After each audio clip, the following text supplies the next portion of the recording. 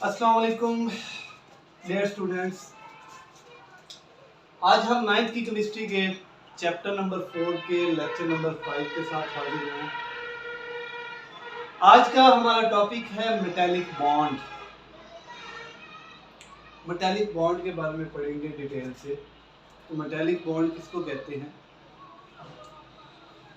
आपने इससे पहले आयनिक बॉन्ड, कोवलेंट बॉन्ड और कोऑर्डिनेट कोवलेंट बॉन्ड के बारे में पढ़ रखा है। मेटालिक बॉन्ड क्या होता है? ऐसा केमिकल बॉन्ड जो, जैसे में नाम से जाहिर हो रहा है, मेटालिक यानी मेटल, ऐसा केमिकल बॉन्ड जो मेटल एटम के दरमियान बनता है। किस वजह से? ड्यू टू मोबाइल और free electron. The chemical bond which is formed between metal atom due to mobile और free electron is called metallic bond. Metal atom के दरमियान फ्री इलेक्ट्रॉन या मोबाइल इलेक्ट्रॉन की वजह से बनता है, उसको हम क्या कहते हैं? Metallic bond. थोड़ा सा रिव्यू हम करते हैं। हमारे पास जो आयनिक बॉन्ड है या आयनिक कंपाउंड जितने भी हैं, उनका जो स्मॉलेस्ट यूनिट होगा उसको हम कहते हैं जी फार्मूला यूनिट। जैसे NaCl, ये सारे, मैं कहता हूँ कि ये हमारे पास एक प्लेट है, उसके अंदर सोडियम क्लोराइड जो है वो मौजूद है, टेबल साल्ट है।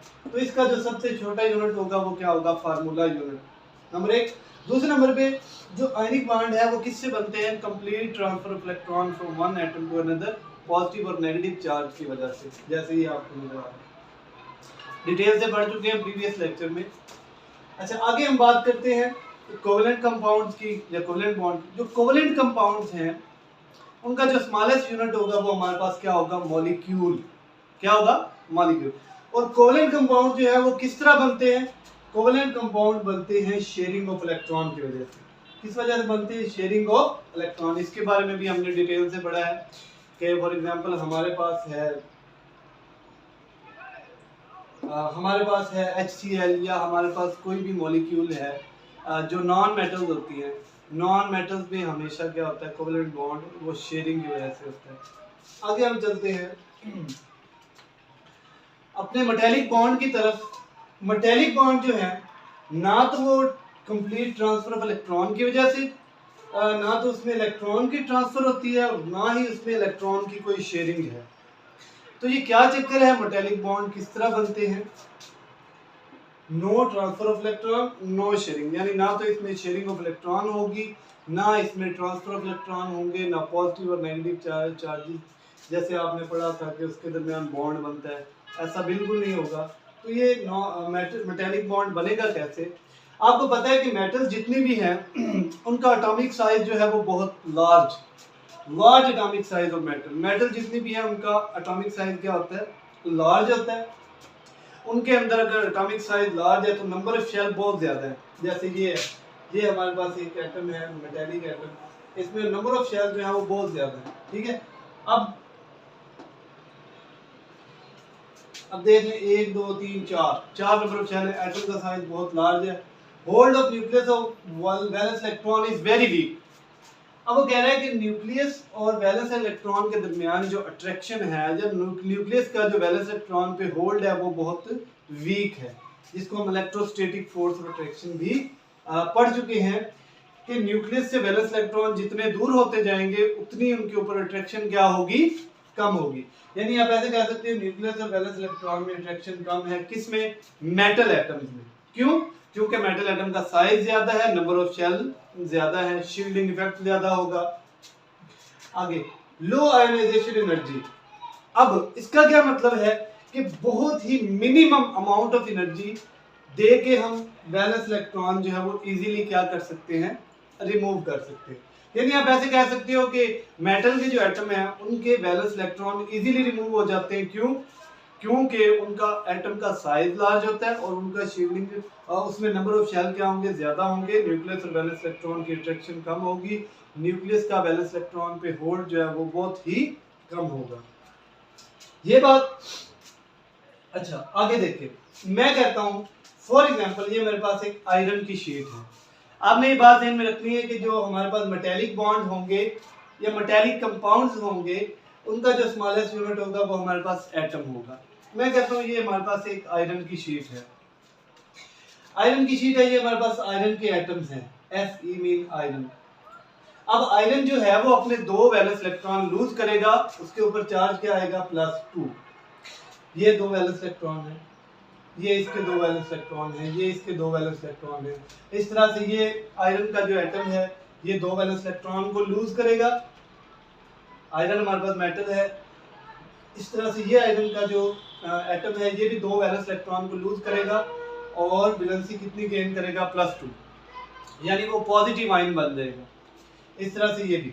अब ये हमारे पास 4-5 एटम हैं, 4 या 5 या 6 एटम मैंने यहाँ शो किए। इस तरह से हजारों लाखों आयरन की शीट के अंदर जो है वो आयरन के मेटल ऐसे ही इलेक्ट्रॉन लूज करते रहेंगे। मैंने इसको यहाँ पे एक डायग्राम बनाया। अब यहाँ पे ये जो आपको पॉजिटिव चार्ज नजर आ रहे हैं ये बेसिकली क्या है, ये आयंस हैं, ठीक है। यानी मेटल जो है वो वैलेंस इलेक्ट्रॉन लूज करके पॉजिटिव आयन बन गया।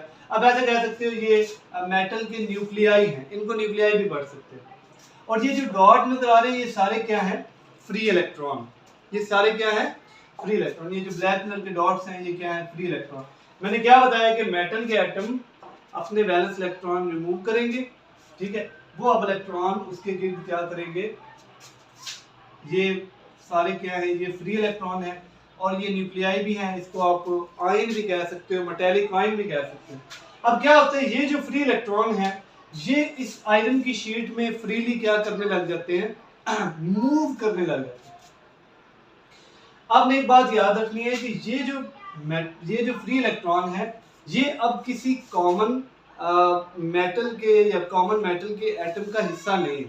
यानी आप ऐसे नहीं कह सकते कि ये वाला इलेक्ट्रॉन इस एटम का हिस्सा है, या ये वाला इलेक्ट्रॉन जो है वो इस एटम का हिस्सा है, या ये वाला इलेक्ट्रॉन जो है वो इस आयन का या मेटेलिक आयन का हिस्सा है। ऐसा बिल्कुल नहीं। ये वाले जो इलेक्ट्रॉन है, फ्री इलेक्ट्रॉन, फ्री या मोबाइल इलेक्ट्रॉन, ये किसी कॉमन पोल से बिलोंग नहीं करते, बल्कि ये क्या करेंगे, फ्रीली मूव करेंगे। आजाद जो है इस मेटल की शीट के अंदर क्या करने लग जाएंगे, मूव करने लग जाएंगे, ठीक है। हमें ऐसा लगेगा जैसे ये न्यूक्लियाई जो है, मेटल के जो न्यूक्लियाई हैं, न्यूक्लियाई न्यूक्लियस का जो है प्लूरल होता है, जमा होती है। हमें ऐसे लगेगा ये जो मेटल के न्यूक्लियाई हैं ये सबमर्ज यानी डूबे हुए किसमें, फ्री इलेक्ट्रॉन के समुद्र में। यानी आप ऐसे कह लो कि हमारे पास इलेक्ट्रॉन का एक समुद्र क्रिएट हो जाएगा, बन जाएगा, सी बन जाएगा, और फ्री और जो पॉजिटिव आयन है वो उसके अंदर क्या है, सबमर्ज है, ठीक है। ये बातें आपने याद रखनी है। अब क्या होता है, इन इलेक्ट्रॉन के ऊपर नेगेटिव चार्ज है, जाहिर बात है इनके दरमियान electrostatic force of attraction create होगी, यानी नेगेटिव और पॉजिटिव पार्टिकल के दरमियान क्या होगी, फोर्स ऑफ अट्रैक्शन क्रिएट होगी। और इस इलेक्ट्रोस्टैटिक फोर्स ऑफ अट्रैक्शन की वजह से क्या बनेगा, एक बॉन्ड बनेगा। उस बॉन्ड को हम क्या कहेंगे, उसको हम कहेंगे मेटेलिक बॉन्ड। क्या कहेंगे, मेटेलिक बॉन्ड। दोबारा देख लें कि क्या होगा, फ्री इलेक्ट्रॉन की तादाद ज्यादा हो जाएगी, ठीक है। हमें ऐसा लगेगा कि ये फ्री इलेक्ट्रॉन जो है इनका एक समुद्र बन गया, और न्यूक्लियस जो है, मेटल के जो न्यूक्लियस हैं वो इसके अंदर सबमर्ज हैं।